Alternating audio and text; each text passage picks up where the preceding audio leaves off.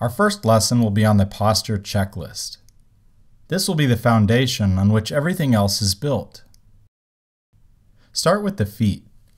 You need a good solid foundation underneath you. I always like to have students spread their toes out, pushing down through the entire foot and feeling contact with the ground. You can practice by standing on one foot and finding great balance. The foot needs to be almost like a suction cup. Feel contact with the earth and have a sensitivity to this part of the body that's often taken for granted. Knees.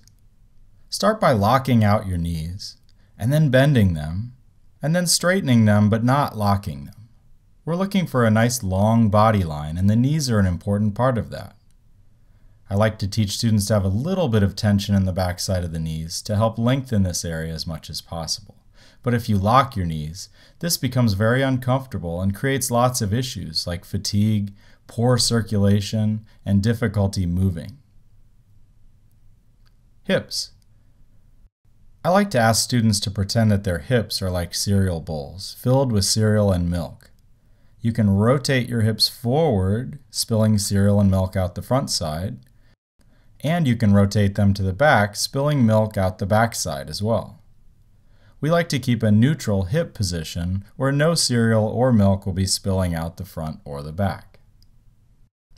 Not only is this a comfortable position, but it helps align the upper body to the lower body as well.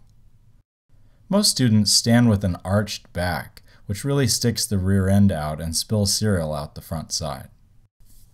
Stomach and back. Engage your abdominal muscles. Gently pull the stomach in and lift up, trying to lift your weight completely out of your hips. Imagine that you're in a swimming suit at the beach and you're trying to show a flat belly. By separating each of your vertebrae, you can actually grow a full 2 inches in height. We can also try laying on the ground. This is a great way to lengthen your body and see the connection between your shoulders, hips, and feet.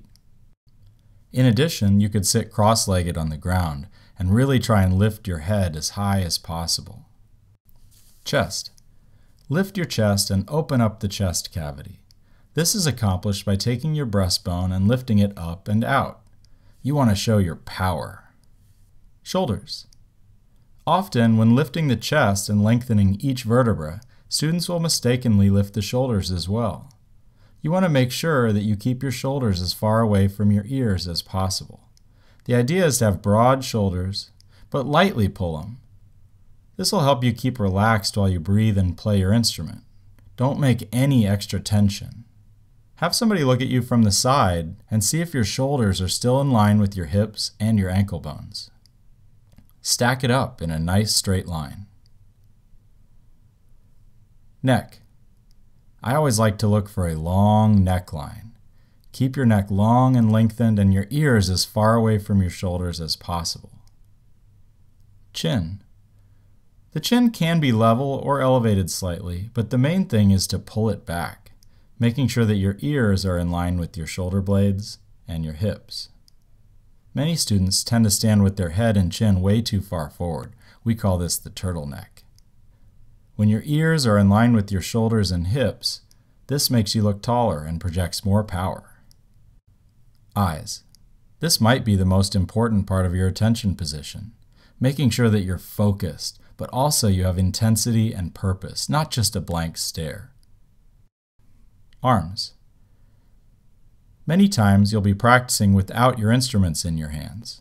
We have 2 different positions for the arms, one at the sides and one in fake horns up. When you have fake horns up, just start with your left fist about 3 or 4 inches away from your mouth, and then put a blade hand on top with your right.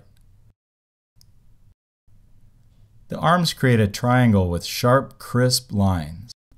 We'll talk later about what to do when your instruments are in your hand, but remember this posture checklist is important whether you're in music rehearsals or outside doing drill.